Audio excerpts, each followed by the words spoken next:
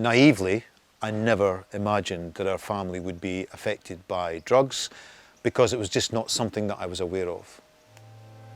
I'm married to Margaret, 40 years. We had 3 children, Samuel, Stephen and Daniel. And I was in the wealth management industry latterly as a senior executive. And it was very much a sort of traditional family situation, a really, really happy family life. Margaret and I, we'd never experimented with drugs. We would have automatically imagined that drugs were just wrong and that you should avoid them. My son Daniel was funny, gregarious, smart, bright, loved his brothers, loved his wife, a really, really nice guy. Daniel was 29 when he died. Daniel had said he intended to celebrate over the weekend because he had a new job. He ordered these pills over the dark web, and clearly that's what they took as part of their celebration. The death certificate says that he took MDMA and heroin, and the combination was an overdose. If he'd been told they were heroin, I think he would have balked at that. There is absolutely no doubt that Daniel died as a result of a mistake. He loved life. You could say that maybe he should have known better. I'll say that to the thousands of bereaved parents and children across all social classes who are affected by this. They should have known. Really? Is that the best we can do? Do we not have an obligation as a society to protect people? There is a huge demand for recreational drugs.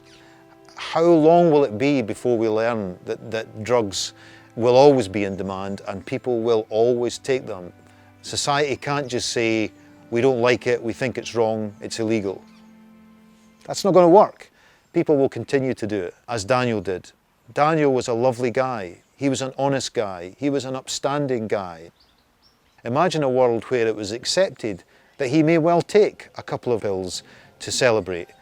Maybe he would have gone down to a local chemist and maybe he would have bought these pills from a reputable pharmaceutical company with warnings on the box where all the ingredients were spelled out. And is it guaranteed that if he bought legal drugs, they wouldn't have harmed him in some way? Well, of course not.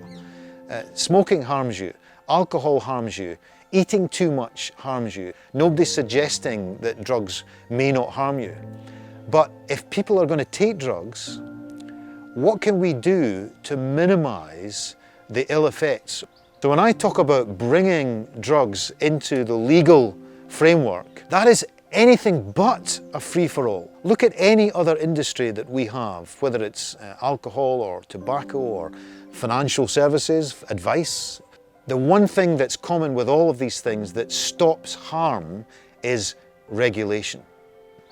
What society has done has put its hands on its ears and said, la la la la la la la, we're not listening, we think it's wrong, we don't want people to take drugs, and therefore it's illegal.